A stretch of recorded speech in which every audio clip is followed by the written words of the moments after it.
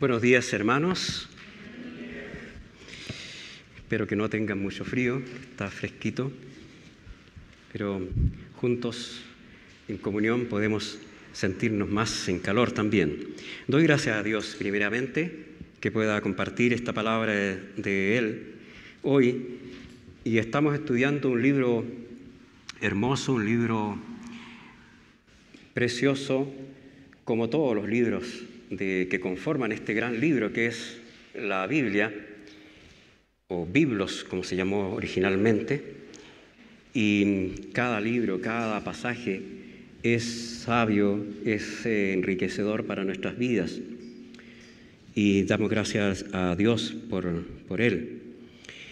Quiero leer un pasaje que vamos a estudiar, es un pasaje bien cortito, pero nos habla mucho a todos, aun cuando el apóstol Juan está hablando a la iglesia y va a estar dirigiéndose a algunos sectores específicos, pero sabemos que a todos nos habla la palabra de Dios de una u otra forma.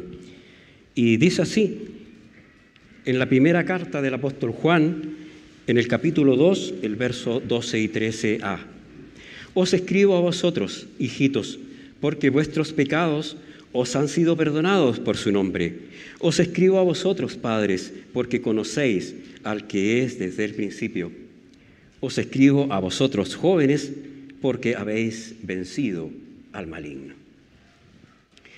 Padre Santo, te alabamos, honramos tu nombre y te damos gracias, que sea esta tu palabra santa a la que podamos acceder con toda libertad. Te alabamos sabiendo que en ella hablas tú hoy, en ellas te revelas tu voluntad, en ellas nos señalas el camino eterno y nos muestras tu gloria, nos muestras tu grandeza. Los tesoros de tu palabra están acá, están en ella, y queremos escudriñarlos, queremos estudiarlos hoy. Gracias Señor por la palabra escrita, por todos aquellos varones que pudiste usar, en los que el Espíritu Santo pudo inculcar la palabra que tú querías comunicar. Gracias Señor por ella, que sea hoy hablándonos, que sea hoy poderosa en nuestros corazones, y que nosotros también podamos ser dóciles en oírla, en apreciarla, en atesorarla también. Oramos en Cristo Jesús. Amén. Amén. Bien, el apóstol Juan es conocido por el tono amoroso, afable, cariñoso que tiene para tratar con sus hermanos. Si ustedes leen la carta, hay varios momentos en que habla a él y dice, hijitos, esto os escribo, capítulo 2:1, esto os escribo, hijitos, para que no pequéis, etc. Y está continuamente exhortando, llamando a sus hermanos, a estos hijos espirituales, y va a estar acá también en este tono paternal, hablando a los cristianos, a los creyentes que ya han tenido un encuentro con Cristo, que ya conocen el amor de Dios, que saben lo que es la salvación de Él, y ahora el apóstol Juan los exhorta a permanecer en la comunión con Dios, con los hermanos, a amarles con el amor que el Señor puso en sus corazones. Toda la carta está en torno a este tema, que es un tema precioso, y el apóstol Juan lo trata también de una perspectiva muy amorosa. Juan no quiere, si ustedes notan cómo se dirige a los hermanos, os escribo a vosotros, hijitos. Él no quiere imponer nada, no está en un tono autoritario, no es un mandato, no está corrigiendo algún mal tampoco, algún mal proceder, por ejemplo, sino que está llamando a estos creyentes a escuchar, a leer el consejo de Dios que le encomienda Juan. Ahora, ¿quiénes son estos creyentes? Y les invito, hermanos, a que revisemos quiénes son estos creyentes a los que se dirige el apóstol. Y hay tres grupos marcados. Dice él, os escribo a vosotros, hijitos, verso 12, y ya en el verso 13 dice, os escribo a vosotros padres, el 13a. Y en el 13, la parte B, dice, os escribo a vosotros jóvenes. Juan escribe amorosamente a los hijitos, y estos son los hermanos más nuevos, los que recién han empezado a caminar en la vida espiritual. Los recién nacidos espiritualmente, estos son los hijitos. En este pasaje, él hace esta distinción. Por eso va a nombrar 3 grupos. Los hermanos que recién han conocido a Cristo y comienzan a caminar en la fe son estos hijitos, y por eso les dice amorosamente a vosotros, hijitos, porque vuestros pecados han sido perdonados por su nombre. Juan debe aquí mostrar a estos nuevos creyentes, a estos hijitos, que al pasar de muerte a vida, ya ellos no tienen de qué preocuparse, no tienen deuda alguna, no hay cuentas, no hay cuentas pendientes viejas, no hay cosas del pasado que tengan que asumir, no hay ninguna carga que ellos tengan que les pueda pesar en su caminar cristiano, porque alguien tomó esta carga, asumió esta deuda y pagó también esta deuda que había ante el Padre de ellos. Por eso el pasaje dice que ellos son perdonados en su nombre. Y ese nombre es el nombre glorioso de nuestro Señor Jesucristo. Él pagó la deuda y Él se presentó ante el Padre y dijo, estos pecadores son perdonados porque yo pagué, mía es la deuda, es mía la cuenta. Y por lo tanto, habiendo Cristo asumido esta deuda, habiendo Cristo tomado esta carga, ya estos hijitos tienen vida nueva, son perdonados. Y como se escribe a los hermanos de Corinto también, en la segunda carta, en el capítulo 5, verso 17, se les dice a los creyentes, ya ustedes no están viviendo en una vida pasada de pecado, ya no están perseguidos o asediados por una culpa que pudieran tener, que pudieran arrastrar, sino que tienen nueva vida en Cristo. Y en la segunda carta a los Corintios, capítulo 5, versículo 17, dice, de modo que si alguno está en Cristo, nueva criatura es. Las cosas viejas pasaron, he aquí todas son hechas nuevas. Y hermanos, cuando hay un creyente que comienza a caminar en Cristo, si usted ha conocido al Señor hace un año, hace 2 años o hace un par de meses, es una nueva criatura en Cristo, tiene que saber y tener la entera convicción de que ya la vida pasada está atrás, se ha dejado y no hay peso alguno que pudiéramos arrastrar. Aunque alguien nos pudiera arrastrar eso y decirnos, bueno, pero ¿no te acuerdas que tú estabas antes en esto otro? Ya no es válido, porque somos nueva criatura en Cristo y quien está en Cristo es una nueva criatura conforme a la promesa bíblica. Somos esos nuevas criaturas, un nuevo corazón, un nuevo sentimiento, una nueva mente, un nuevo parecer, una nueva familia también en Cristo. Nueva vida significa eso, que ya no hay castigo por el pecado, ya no hay cargas, ya no hay condenación, porque Cristo pagó en la cruz. Pablo también enfatiza esta verdad, hermanos, y dice, ahora pues, en el capítulo 8 de Romanos, ahora pues ninguna condenación hay para los que están en Cristo Jesús, los que no andan conforme a la carne, sino conforme al Espíritu. Eres un renacido en Cristo, has conocido al Señor hace un mes, hace un año, hace 10 años, no hay condenación para ti. Ahora, estos nuevos creyentes, sea cual sea la condición o el momento de sus vidas en la que hayan llegado a los pies de Cristo, también son perdonados, son lavados, son justificados, santificados en Él. Me refiero a que un niño en Cristo puede tener 50, 60 años. Igual está comenzando a caminar en el Señor. No importa la edad a la que tú llegues a Cristo, porque Él va a ser misericordioso siempre y va a perdonar. Aunque puedan los creyentes o los cristianos más viejos decir, bueno, pero si Él llegó a última hora, pero Dios es misericordioso. Y hay una parábola también que muestra eso, no la vamos a leer, pero que muestra que Dios, como Dios soberano, misericordioso y en su gracia también, Él va a recibir al pecador en cualquier momento de su vida, no importa la edad que tenga. Por tanto, un niño puede ser también un creyente de edad, no es conforme a la edad que tenga, su edad biológica. En 1 Corintios capítulo 6, verso 11, también se recuerda algo especial, para que estos hermanos que están comenzando a caminar, puedan seguir con valor y ser constantes, que ya no vuelvan atrás, porque ya han sido perdonados.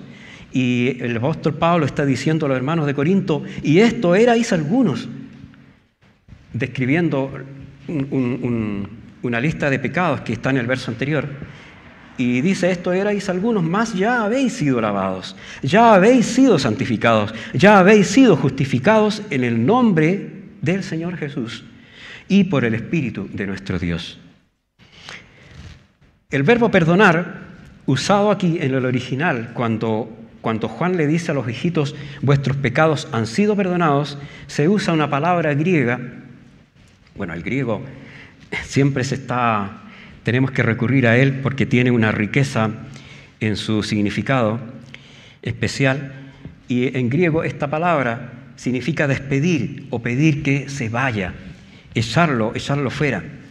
Por tanto, está hablando del perdón de Dios que arroja fuera el pecado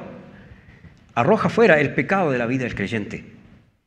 Está hablando del perdón de Dios que es algo completo, más de lo que nosotros nos imaginamos o creemos. Ahora ya hay una nueva mentalidad, hay una nueva disposición, un nuevo amor, porque quien nos salvó del pecado, todos fuimos creyentes nuevos, todos fuimos en algún momento bebés en Cristo. Y cuando empezamos a caminar tenemos que tener la entera convicción de que el Señor ya pagó, ya perdonó, y ya he sido santificado, como dice aquí, he sido justificado en el nombre del Señor Jesús.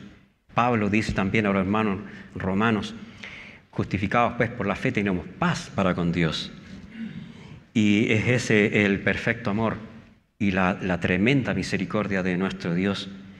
Y Él, como dice acá, este término afiemi involucra que Dios saca toda esta inmundicia de nosotros y la arroja fuera, para darnos nuevamente un nuevo corazón donde habita el Espíritu Santo y habita Cristo también por la fe en nuestros corazones. Este creyente ahora, por tanto, tiene una nueva vida en Cristo con un propósito especial, que es glorificar a Dios y vivir apartado para Él. Esto lo describe también Pablo a los hermanos de Roma. Y les dice en el capítulo 6 de este libro, Romanos, le dice, ¿qué pues diremos? ¿Perseveraremos en el pecado para que la gracia abunde? En ninguna manera, responde de inmediato el apóstol Pablo, porque los que hemos muerto al pecado, ¿cómo viviremos aún en él? ¿O no sabéis que todos los que hemos sido bautizados en Cristo Jesús hemos sido bautizados en su muerte? Porque somos sepultados juntamente con Él para muerte por el bautismo, a fin de que como Cristo resucitó a los muertos por la gloria del Padre, así también nosotros andemos en vida nueva. Y esto quiere decir, hermanos, y está mostrando el símbolo, la parte simbólica del bautismo, que el bautismo muestra cuando el creyente es sepultado con Cristo, muere su antigua vida, y se levanta con Cristo, juntamente con Cristo, se levanta con Cristo para tener una vida nueva. Y eso está simbolizando ahí la resurrección. Somos resucitados juntamente con Cristo, también dice Pablo en Efesios 2:5. Y juntamente con Él, para muerte por el bautismo, a fin de que como Cristo resucitó a los muertos por la gloria del Padre, así también nosotros andemos en vida nueva. Y se dan cuenta, hermanos, Queridos, todo el accionar de Cristo, toda la obra de Cristo está invitando, está llevando al creyente en esa victoria que Él tiene sobre la tumba, sobre la cruz, sobre la muerte. Si estamos vivos, si tenemos vida eterna, es porque Cristo logró esa vida para nosotros en la cruz y habiendo resucitado. Ahora sabemos que dentro de estos tres grupos de creyentes, el creyente más nuevo, el bebé en Cristo, que recién comienza a caminar, siempre va a tener grandes luchas en los inicios de su caminar en la fe.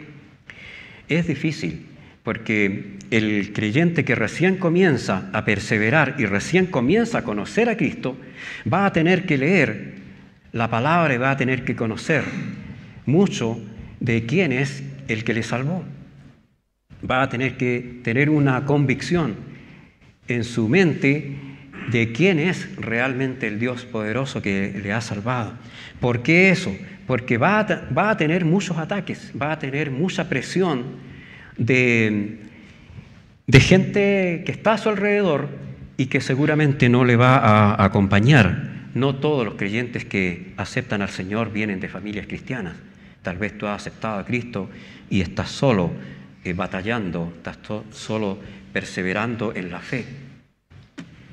Cuando recién llegué a esta iglesia, el siglo pasado, hace un par de decenios, había una niña, una señorita que llegaba siempre con los ojos lagrimosos. Y yo veía que llegaba en las noches y se notaba que había llorado. Indagando, conversando después con ella, sabía que tenía mucha persecución en su iglesia. Ella era una creyente relativamente nueva y bueno, había que prestarle apoyo espiritual. Y de alguna u otra forma yo me acerqué y le hablé, le apoyé, le empecé a prestar algunos libros cristianos que le pudieran apoyar. Y yo sabía que era difícil. Y después ella me contó que ciertamente en la iglesia, en su casa, tenía mucha presión.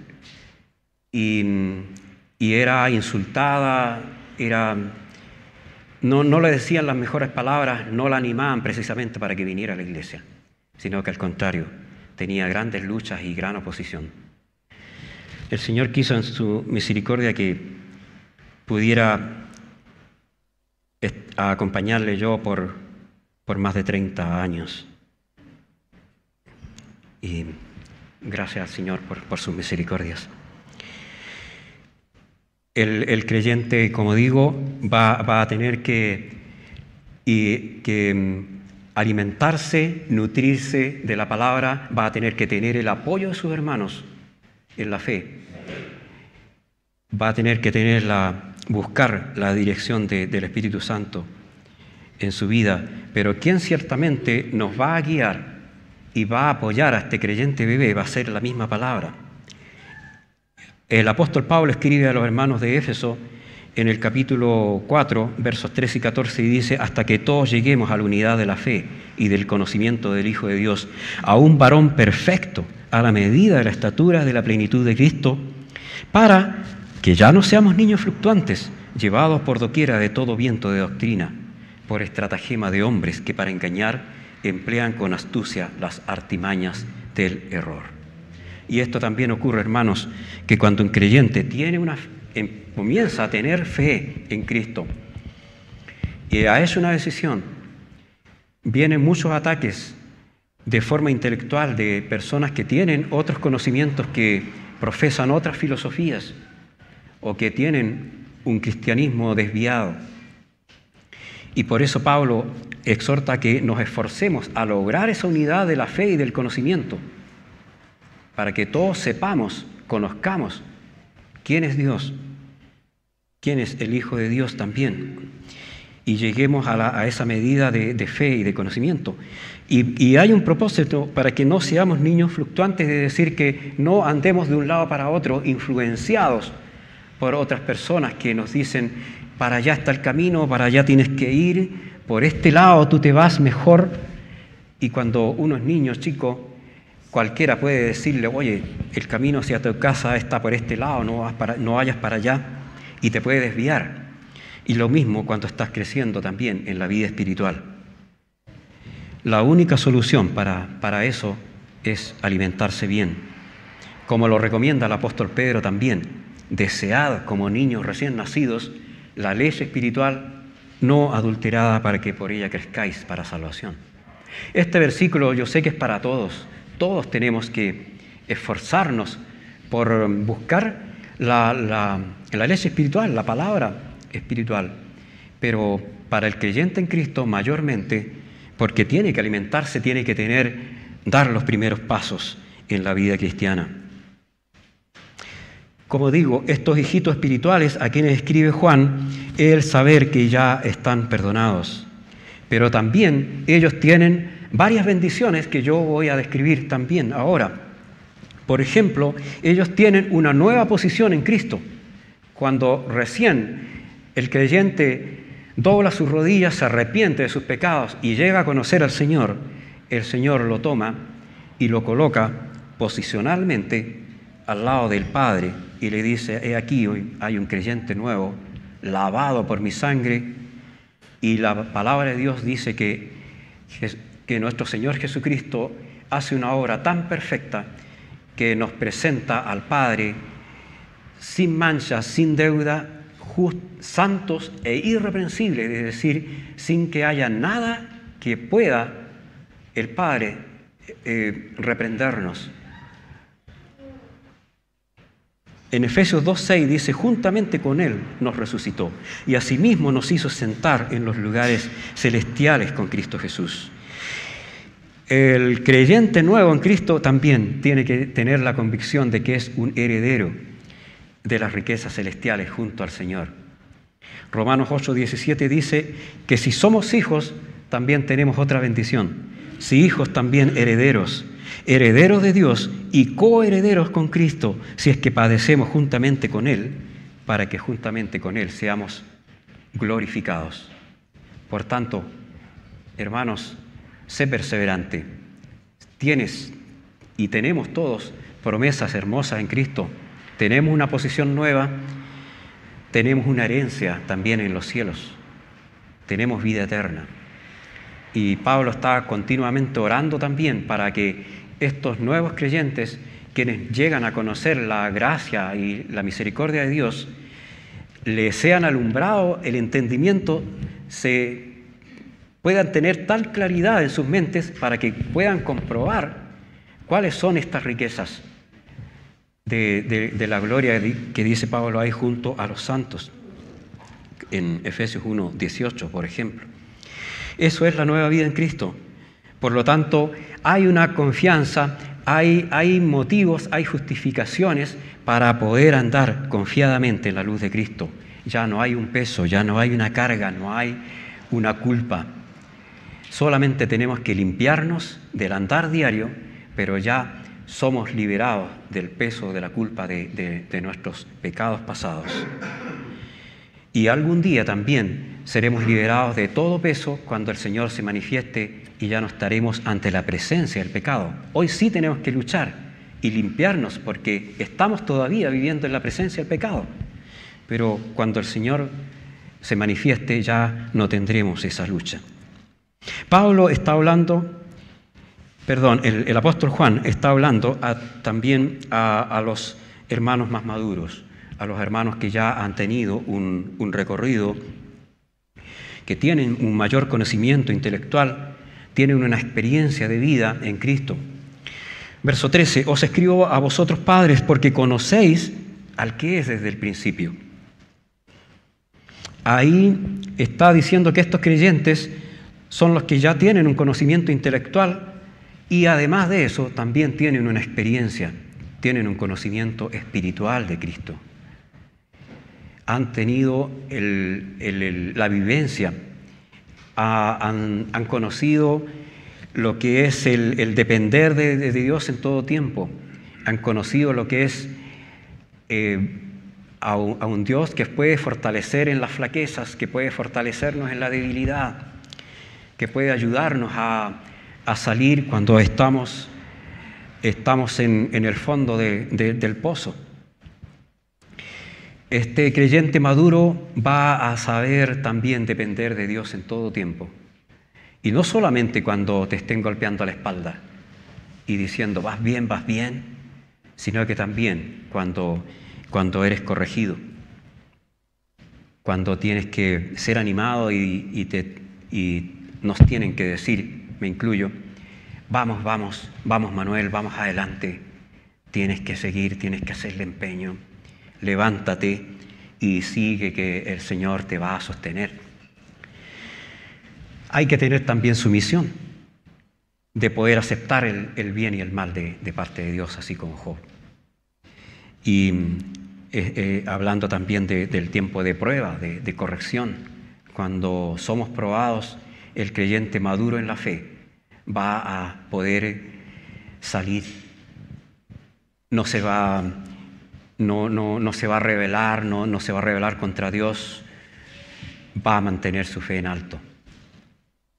Aun cuando sea corregido, cuando sea disciplinado o cuando esté en momentos de aprendizaje o de prueba, va a aprender a someterse a la voluntad de Dios. Fíjense que hay una Biblia muy especial que se llama Nueva Traducción Viviente y dice de este pasaje, cuando el apóstol Juan dice, os escribo a vosotros padres, esta Biblia, la Nueva Traducción Viviente, dice, les escribo a ustedes los que son maduros en la fe. Así dice esta Biblia. Por lo tanto, no está hablando de creyentes más sabios, ni que estén a un nivel superior de los demás, sino a hermanos que han aprendido a reconocer cuán débiles y necesitados son de Cristo para vencer el pecado, para someterse a la obra del Espíritu Santo en sus vidas. Tiempo atrás, recuerdo que se nos exhortaba, la palabra de Dios hablaba de la obra del Espíritu Santo y mostraba que el Espíritu Santo se va a manifestar en cada creyente a medida que el creyente le deje obrar más en él. Mientras más pida el creyente, mientras más deje lugar a que el Espíritu Santo entre en él y haga obra en él y obre en él, el Espíritu Santo va a tener más libertad de actuar, de manifestarse en nosotros y de manifestar su fruto y perfeccionar nuestros dones. Pero tenemos que estar dispuestos a seguir con fe, con nuestra fe en alto, confiados en las fuerzas y en la gracia del Señor también. Juan dice a estos padres espirituales, os escribo a vosotros padres porque conocéis al que es desde el principio. El creyente maduro conoce a Dios porque ha probado su benignidad, su misericordia, su gracia y su fidelidad. Sabe que Él es fiel para sostenerle en toda circunstancia y que si por la gracia de Dios estás sirviendo al Señor de una u otra forma, Dios también te va a guiar, te va a sustentar y va a ser fiel en recompensar tu labor. No importa que no seas reconocido, que te den las gracias, no importa que incluso que tengas que ser sacado del ministerio en que estás, porque hay otra persona que te va a suplantar y tú vas a poder decir, bueno, es necesario que esa persona crezca aunque yo mengüe, y vas a poder decir también que lo importante va a ser que Dios sea glorificado y que la obra crezca. Eso es ser maduro. Pero no es para abandonar, para tirar todo y abandonar incluso a la iglesia, como puede hacerlo un cristiano que no es maduro, aunque haya tenido un gran recorrido cronológico en la vida cristiana. Tenemos que reconocer que todos necesitamos al Señor, el hermano débil, el hermano que lleva 10 años, 20 años, todos dependemos de la gracia de Dios. Nadie es tan fuerte para decir yo no necesito, ya no necesito, estoy tan lleno, sé tanto que ya no necesito del apoyo de los hermanos o de que se me enseñe más. Siempre voy a necesitar estar aprendiendo, estar dependiendo y sobre todo a que mi carácter vaya siendo moldeado conforme a la imagen de Cristo. Hay un pasaje hermoso donde habla el apóstol Pablo a los hermanos de Corinto, en el capítulo 12, y les dice, del verso 7 al 10, y para que la grandeza de las revelaciones no me exaltase desmedidamente, me fue dado un aguijón en mi carne, un mensajero de Satanás que me abofetee, para que no me enaltezca sobremanera. Respecto a lo cual 3 veces he rogado al Señor que lo quite de mí, y me ha dicho, bástate mi gracia, porque mi poder se perfecciona en la debilidad. Por tanto, de buena gana me gloriaré más bien en mis debilidades, para que repose sobre mí el poder de Cristo. Por lo cual, por amor a Cristo, me gozo en las debilidades, en afrentas, en necesidades, en persecuciones, en angustias, porque cuando soy débil, entonces soy fuerte.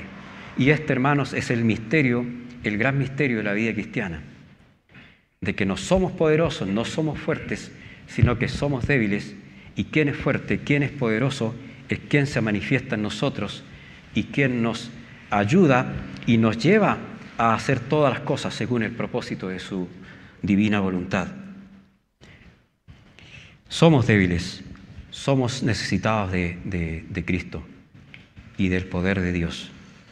Pero eso tengo que tenerlo presente y para poder depender de Dios. No para sentirme un inútil, porque en la gracia de Dios puedo ser útil, pero por gracia de Dios. Por eso decimos por gracia de Dios, porque Él va a ser el que va a estar dando fuerzas, el que va a estar alimentando, el que va a estar sustentando y aún guiando por medio de su palabra. Por lo tanto, ¿quién es un creyente maduro? Un padre espiritual es el quien está consciente de su propia condición, que ha sufrido por la causa de Cristo, llevando el mensaje que puede motivar a otros a hacer lo mismo como lo hace el apóstol. Él se podía gloriar, como dice, en sus debilidades, en afrentas, en necesidades, en persecuciones. Pablo aprendió a depender de la gracia de Dios y eso le bastaba. En todo tiempo, en toda circunstancia, en debilidad, en necesidad, en abundancias, en persecuciones, etc. Y por eso bien dice Pablo a los hermanos de Filipos, todo lo puedo en Cristo que me fortalece. Porque era fortalecido en Cristo cuando pasaba hambre, cuando no tenía ropa, era fortalecido en Cristo cuando estaba en una celda fría y mojada, era fortalecido en Cristo cuando sus amigos lo abandonaban, cuando pasaba desnudez. Era fortalecido en todo tipo de necesidades. Ahí el Señor se manifestaba en Pablo. No es que fuera un Superman invocando todo lo puedo en Cristo que me fortalece. No, Pablo dice todo lo puedo en Cristo que me fortalece porque aprendió a vivir en necesidad. ¿Quiénes son los jóvenes a los que escribe el apóstol Juan? 1 Juan 2:13, os escribo a vosotros jóvenes porque habéis vencido al maligno. Les escribo a ustedes los que son jóvenes en la fe, dice la Nueva Traducción Viviente. Al decir el apóstol Juan, al decir habéis vencido al maligno, el tiempo del verbo indica una victoria permanente. Es algo continuo, porque una vez en Cristo el creyente redimido está seguro en Él. Ya no es esclavo del maligno. Por tanto, este creyente que ya tiene un recorrido, que ya es un joven, no es un bebé, sino que es un joven que camina con todas sus fuerzas, con todo el ímpetu, con ese primer amor especial y quiere saber, quiere participar, quiere estar en todas, quiere estar en comunión con los hermanos, está completamente integrado al cuerpo de Cristo. Este hermano, ya dice Juan, ha vencido al maligno. No es que sea tan poderoso que haya vencido a Satanás, sino que ha tenido una disposición tan hermosa, hermanos, que ha estado dispuesto a someterse al Señor, ha estado dispuesto a someterse a su iglesia, ha estado dispuesto a someterse a sus líderes para ser usado para la gloria del Señor. En los ministerios, en su servicio, en cualquier cosa que él haya querido cooperar, ese hermano va a ir progresando y va a ir dando frutos. Va a estar integrado, va a querer servir, va a amar a los hermanos, va a querer ayudarles, va a querer estar con ellos. Ya no es esclavo del maligno, no es arrastrado continuamente por pecados, Claro, va a caer en pecado ciertamente, como todos, pero va a tener una vida más constante en la fe, en el amor al Señor y a sus hermanos. Eso es un joven en Cristo que ha vencido, porque ya está dando gloria a Dios, está mostrando frutos dignos del nombre de Cristo.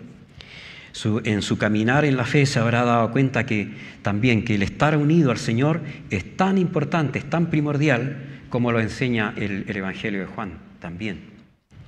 Y Juan dice en capítulos 15, verso 5 de su Evangelio: porque separados de mí nada podéis hacer. Tampoco ningún creyente puede hacer nada, no podríamos vencer las asechanzas del diablo si es que no estamos unidos a Cristo.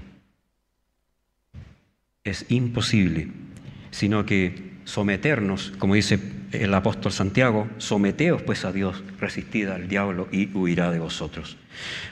Por tanto, el joven creyente, y no hablamos de joven de edad, sino que joven en Cristo, que ha perseverado en la fe, es el que ha valorado el sacrificio de Cristo que hizo por él, conoce la palabra, ama al Señor con toda su alma, gusta de la comunión con ellos y muestra frutos también, muestra frutos de un arrepentimiento verdadero, de una vida genuina en comunión con Dios.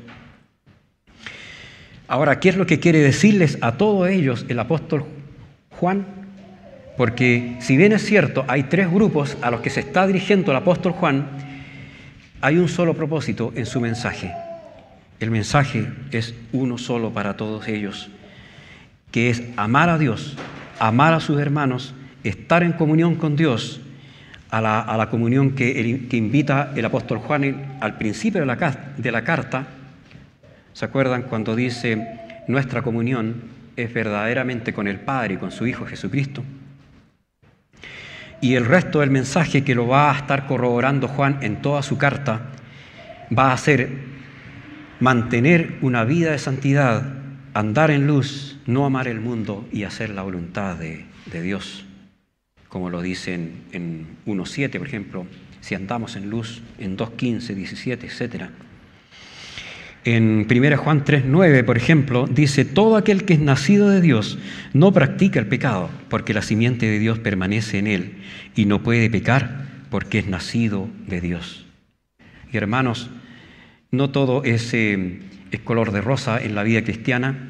Estás integrado al cuerpo de Cristo, estás integrado a una iglesia, a una familia preciosa, y estás en los brazos del Señor. Si es que has sido perdonado, debes crecer ahora en la gracia y no debes practicar el pecado, desear la leche espiritual. Y estás invitado junto a todos a sentarte también a esa mesa especial de comunión con el Padre.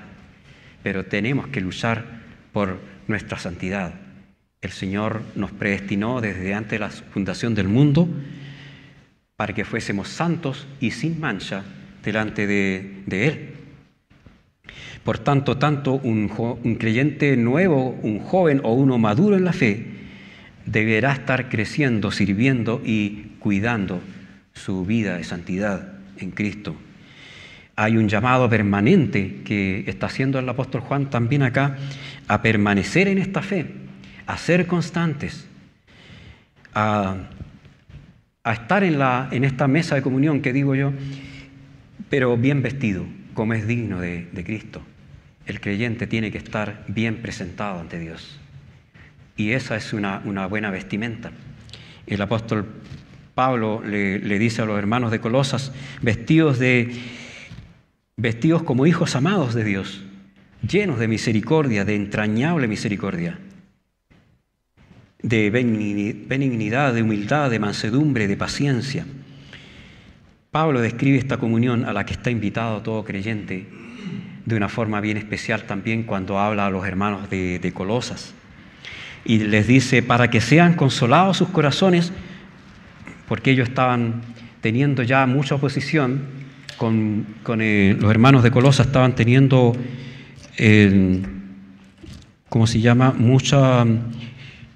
Habían creyentes falsos, habían hermanos que estaban tratando de desviarlos con filosofías extrañas. Y eso lo advierte Pablo a los hermanos en su libro, en la carta a los Colosenses. Y ellos tenían una gran lucha, tenían que combatir con eso y estar continuamente mostrando y defendiendo el nombre del Señor. Por eso el primer capítulo de Colosenses habla de la grandeza de Cristo, de que Él es el primogénito, etcétera, entre muchos hermanos, etcétera. Y en el capítulo 2, en el verso 2, Pablo le dice a los hermanos de Colosas, para que sean consolados sus corazones unidos en amor, hasta alcanzar todas las riquezas de pleno entendimiento, a fin de conocer el misterio de Dios el Padre y de Cristo. Y estas riquezas son las que debe apreciar el creyente también, que va a tener disfrutando esta comunión con Dios y con los hermanos. Cuando permanece en Cristo, cuando persevera en esta comunión, vamos a estar valorando ese sacrificio. En 1 Pedro 2, capítulo 1, versos 5 al 10, el apóstol Pedro, está diciendo que los hermanos deben esforzarse de tal forma de que no se deben quedar estancados, sino que deben seguir construyendo y añadiendo cada día más sabiduría, más y más y más, para agradar a Dios también. Y dice, vosotros también poniendo toda diligencia por esto mismo, añadid a vuestra fe virtud, a la virtud conocimiento, al conocimiento dominio propio, al dominio propio paciencia, a la paciencia piedad, a la piedad afecto fraternal y al afecto fraternal amor. Y note lo importante de todo esto. Dice el apóstol Pedro, porque si estas cosas están en vosotros y abundan, no os dejarán estar ociosos ni sin frutos en cuanto al conocimiento de nuestro Señor Jesucristo. Pero el que no tiene estas cosas tiene la vista corta, es ciego, habiendo olvidado la purificación de sus antiguos pecados. Por tanto, hermanos, no seamos ciegos, no tengamos mala memoria tampoco, sino que seamos capaces de ver lo que ha hecho nuestro Señor y de recordar continuamente que si el Señor nos salvó y nos ha dado vida eterna, es también para que apreciemos lo que Él hizo viviendo en vida nueva. Perseverar en la fe. Este perseverar, hermanos queridos, perseverar en la fe, teniendo un mismo amor, teniendo un mismo espíritu, teniendo un mismo sentir en Cristo, va a ser no solamente para bendición nuestra, sino que también va a ser para testimonio de los de afuera. Y eso lo dijo el Señor Jesucristo. Y cuando Él ora al Padre, unas pocas horas antes de ir al sacrificio en la cruz, el Señor ora y dice, para que todos sean uno, como tú, oh Padre, en mí y yo en ti, que también ellos sean uno en nosotros, para que el mundo crea que tú me enviaste. Si salimos a predicar, a hablar del amor de Cristo, no vamos a sacar nada con entregar el mejor mensaje si aquí nosotros no estamos unidos, si no estamos teniendo una misma fe y un mismo amor a la que hemos sido llamados a tener. Por tanto, hermanos, no nos desanimemos, sigamos adelante. En Cristo estamos seguros, en Cristo tenemos todas las riquezas. Estamos sentados a una mesa preciosa, espiritual, donde vamos a compartir todos estos tesoros del Señor. Si a mí me cuesta comprenderlo, lo comprenderás tú, me ayudarás a entenderlo. Si yo no puedo caminar, también me podré apoyar en ti y podré seguir. Y si tengo necesidad, también vas a orar por mí, yo voy a orar por ti y estaremos juntos ahí apoyándonos. Pero tenemos que apreciar lo que el Señor nos ha dado en su bondad. Hay una parábola en el Nuevo Testamento, es una historia bien hermosa, que habla de una familia donde estaban todos en buena comunión y no había mayor problema, pero uno de los hijos de esta familia se aburrió, se hastió y dijo, papá, Dame todo lo que me pertenece a mí porque yo me voy. Y el padre con tristeza le da sus bienes y el hijo se va y se va a vivir lejos.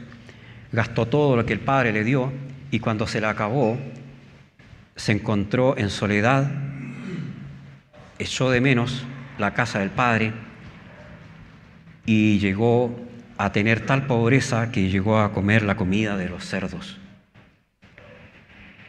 Y ahí este hijo empezó a valorar lo que era la casa del padre. Y dijo, allá tengo manjares, y aún los jornaleros, los que sirven a mi padre, tienen muchos manjares, y yo aquí comiendo las comidas de los cerdos. En el Evangelio de Lucas, capítulo 15, 18 al 24, este hijo dice, me levantaré e iré a mi padre y le diré, Padre, he pecado contra el cielo y contra ti. Ya no soy digno de ser llamado tu hijo, hazme como uno de tus jornaleros. Y este hijo se humilla de tal forma que dice, ya no quiero ser tu hijo, ya no soy digno de ser hijo tuyo, sino que soy como un siervo tuyo. Le dice a su padre. No obstante, el padre no toma en cuenta esto, corre, lo abraza y hace fiesta con él. Así es nuestro Padre Celestial, hermanos. Podemos irnos de su casa, podemos alejarnos de la familia de la fe, pero el Señor nos va a recibir con los brazos abiertos en todo tiempo. El Señor es misericordioso. Y aun cuando no nos sintamos dignos de ser llamados hijos suyos, porque hemos caído en pecado y hemos llegado a comer la comida de los cerdos del mundo, tenemos que saber que volviendo al Señor, arrepintiéndonos de nuestro proceder, yendo en rodillas, humillándonos y pidiendo perdón al Padre, por medio de Cristo, el Señor va a tener de nosotros misericordia. Y va a hacer fiesta en el cielo, porque va a haber un pecador que se arrepiente de sus pecados. Nuestro Padre Celestial es como lo representa esa parábola. Nunca nos va a rechazar, aun cuando volvamos a sus caminos, aunque no sea la voluntad del Padre y que nos alejemos, Él va a tener igual misericordia. No es su propósito. El propósito de Él es de que permanezcamos en la fe, de que seamos constantes, de que valoremos sus sacrificios y tengamos siempre un amor hacia Él. Hermanos, si tú has perdido esa comunión, tienes que volver. Si has perdido esa comunión rica que tenías antes con tus hermanos, vuelve al Señor. El Señor no te va a rechazar. Si nunca la has tenido, si estás mirando desde afuera esa comunión, ten presente también que Dios es misericordioso y está dispuesto a perdonar y a recibirte en la comunión. ¿Cómo es eso? Conversa con cualquiera de los hermanos y ve cómo es posible llegar a la comunión perfecta con Cristo. Pero, hermanos, no comamos comida de cerdo. Tenemos acá el mejor alimento espiritual en la casa del Señor, en la comunión con Cristo y en la comunión con los hermanos. Oremos al Señor. Padre Santo, te alabamos, te honramos, te adoramos, sabiendo que tú nos has amado con tan perfecto amor que has tenido misericordia de nosotros también. Y aun cuando nosotros éramos pecadores indignos, alejados de tu casa, alejados de la ciudadanía de Israel, incluso como gentiles, has tenido misericordia de nosotros y nos has amado, nos has salvado. Padre, gracias. Gracias por esta comunión hermosa a la que nos invitas a tener, sabiendo que ya hemos sido perdonados de nuestro pecado, sabiendo que conocemos al que es desde el principio, sabiendo que en tus fuerzas podemos vencer al maligno. Padre, que tu palabra haga vida en nosotros y que teniendo vida nueva no volvamos atrás, sino que podamos edificar cada vez más sobre el fundamento precioso que eres tú, Señor. Ayúdanos, Señor, a edificar nuestras vidas sobre la roca firme que es Cristo. Padre, que tu nombre sea exaltado sobre esta nuestra comunión, sobre tu iglesia, sobre cada una de nuestras vidas. Oramos en Cristo Jesús. Amén. Amén.